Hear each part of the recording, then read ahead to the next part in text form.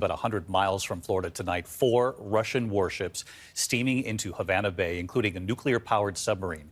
The U.S. tracking this with a show of force. They are set for military drills, these Russian ships, with Cuba for the first time in 16 years. ABC's Martha Raddatz reporting tonight. Tonight, a brazen display of Russian military force just over 100 miles from Florida's coast. Russia's longtime ally, Cuba, welcoming 4 Russian warships, including a nuclear-powered submarine with a 21-cannon salute. As Russian military drills begin in the Caribbean nation for the first time in 16 years. The Russians say the ships have already conducted drills in the Atlantic, simulating long-range missile strikes aimed at targets more than 300 miles away. Although Russian ships routinely dock in Havana, this military exercise is a clear provocation that the Pentagon is seeking to downplay. We, of course, take it seriously, but these exercises don't pose a threat to the United States. The exercises come as the Biden administration dramatically widens sanctions on Moscow, and they follow Vladimir Putin's threats in response to the U.S. giving permission to Ukraine to use U.S.-supplied weapons to hit Russian targets near Ukraine's border. David, the U.S. The flash flood emergency in Florida. Millions are under flood watches and warnings. Nearly 2 feet of rain has fallen near the Everglades.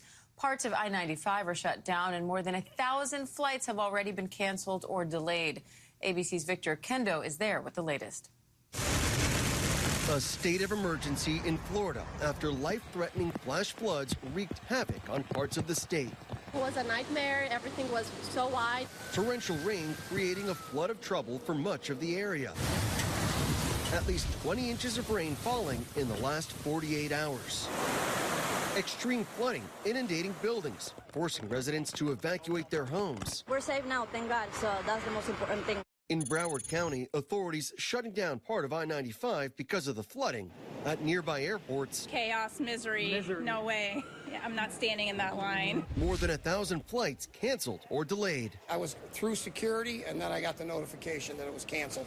So, hey, nothing you can do about the weather. Submerged roads making transportation a nightmare. You can't do anything right now. I can't even get back out to work tomorrow. Crews in Miami running more than 24 pumps to try to curb some of the flooding. I'm glad they're doing something to help, but nature's a force, and no matter what, we're just not equipped, to deal with it. Sometimes you just have to let it be.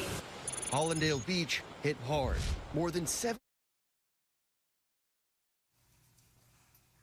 And Victor Kendo is live in hard-hit Aventura, Florida, with more on this story. Victor, what's it like there right now? Well, Diane, it is a mess here in Aventura, the site of a flash flood emergency. Nearly 20 inches of rain falling in just 48 hours. Take a look down the street behind me. We've got about half a dozen stalled out cars here. We've seen tow trucks making their way up and down this street. And by the way, this is just what one block looks like. We've driven around the Aventura area, and there are cars stalled out in the middle of streets, parking lots, and unfortunately, more rain is expected today. Diane? And Victor, how are officials there preparing for that new rainfall in the coming days, if that's what it looks like now? So with that state of emergency, that means that the Our own Hillary Vaughn pressed some Democrats up on the Hill for answers. Take a look at what they told her. Isn't that pretty bad if our systems in place are literally welcoming terrorists in with open arms? I wouldn't say that exactly being welcomed, but to me, that just a reminder that Republicans need to stop opposing additional resources for more Border Patrol agents.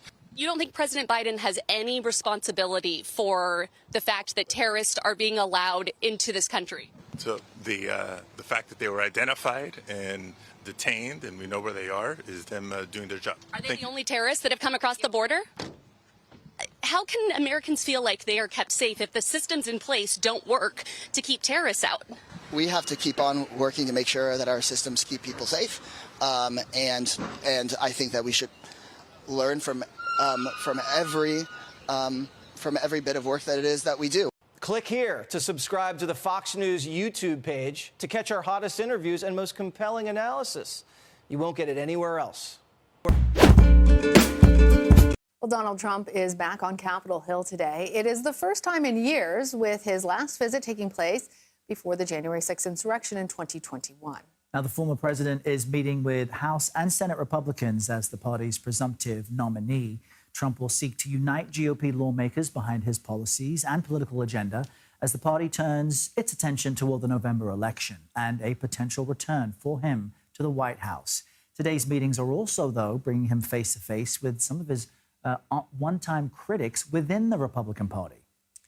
Leading that list is Senate Minority Leader Mitch McConnell. You may recall he denounced Trump after the insurrection, calling him, quote, practically and morally responsible.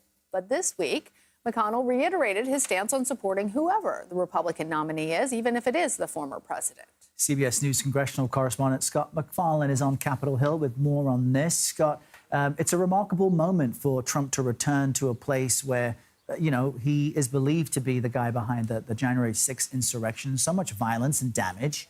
But what do we expect to hear from him in his remarks today, and what type of reception do we expect he's receiving? It really is a seminal moment, Errol, not only because it's his first trip to Capitol Hill post-January 6th, but in the room this morning when he met with House Republicans, and again this afternoon when he meets with Senate Republicans, will be Republicans who voted to impeach or convict him for his role in the January 6th attack. So they're trying to expand the tent for Donald Trump here and bring more Republicans into the fold or back into the fold. From our sources in the room this morning, when he met with House Republicans, a lot of the conversation, a lot of his discussion was focused on campaign-related matters, trying to expand the states that may be in play into states that President Biden won in 2020, talking about poll numbers, about campaign messaging. Not to be a surprise for anybody, because he's actually meeting with these Republicans in their campaign headquarters off the Capitol grounds itself. We also know that the former President Trump is trying to have a show of unity, a show of support today by having Republicans as much courting him as he would be courting them as we get closer to the first debate and closer to the Republican National Convention. Well, we hear that there are some people, at least there on Capitol Hill, that are very passionate about the politics. Scott, I have to say, I thought it was very interesting your reporting on these new restitution reporting on restitution payments that were being made by January 6 offenders. What has CBS News and you in particular learned about this? Yeah, January 6 didn't just damage democracy; it actually damaged the Capitol itself. An estimated $3 million in immediate costs for the restoration, the repairs, the injury treatments for police officers. Our CBS News investigation over the course of the last few months finds the January 6 defendants, 1,000 plus of them, have only paid off 15% or so of the restitution payments ordered by the court to offset the cost of all the damage they did. It has been sluggish, and so much of what the cost has been from January 6th remains in the shoulders of federal taxpayers. There's several reasons for that, but one of which is that judges have been a little bit lenient with allowing these defendants to pay back what they owe, giving some monthly installment payments as low as $250 a month. And of course, many of these defendants are in prison. Sometimes federal prisoners like to pay off their restitution early. Some of these defendants have chosen not to, and it's not lost on anybody here. Donald Trump is visiting Capitol Hill 5 months before an election in which he's making January 6th an issue. All right, Scott MacFarlane, stay close. We'll get updates from you throughout the day. Thank you.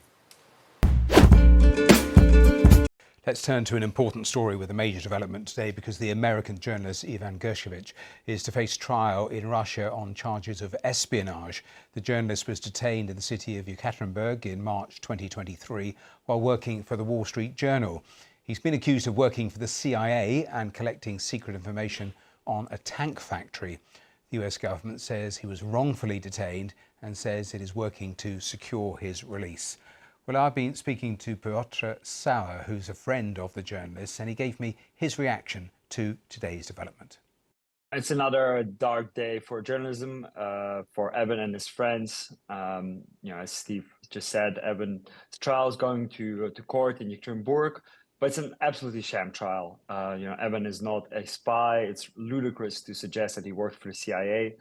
And every day that Evan spends in jail is a day too long. He's now been in jail for almost 15 months in a tiny high-security prison in Moscow. So it's a ridiculous situation. I know you write to him regularly.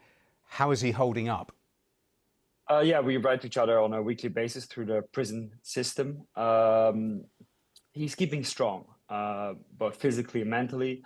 He's trying to read as much as he can. He tries to keep up physically, by working out in a tiny cell. But, being inside a jail for 23 hours a day, he's allowed 1 hour a day to walk around a tiny court. It's tough, it's tough for anyone, even though Evan is a very strong guy and he keeps his spirits up. But, I think it's a very difficult situation. The irony of the situation, of course, is that he loves Russia. There's family history. He came away, he returned to the country before being arrested. When did you first meet him? So we first met at the Moscow Times. We were both starting journalists in Russia. And exactly what you said, he loved reporting on Russia. He was one of the best journalists and is one of the best journalists reporting on a country. He understood it like no one else. So it's deeply ironic that the Russian government went after him and are accusing him of spying when he was the one telling the truth about the country and really also the intricacies and the complexities of the country. A final question then. In your communication with him, does he realise that he's a bargaining chip, a pawn? Because that makes everything much more difficult, doesn't it? Evan is an experienced journalist, and he's covered other trials before. Let's look back at, for example, Brittany Griner, the U.S. basketball player, who was also exchanged, and Evan covered that trial. So he knows exactly what's going on, and he knows he's a bargaining chip. He knows he's an innocent man, of course. So he knows it's a difficult situation, but he and we have a lot of trust in the U.S. administration and everyone who's working on this every day. So, we hope, and, the Biden administration has promised us that they will do everything to get Evan out. So, we hope this will happen as soon as possible.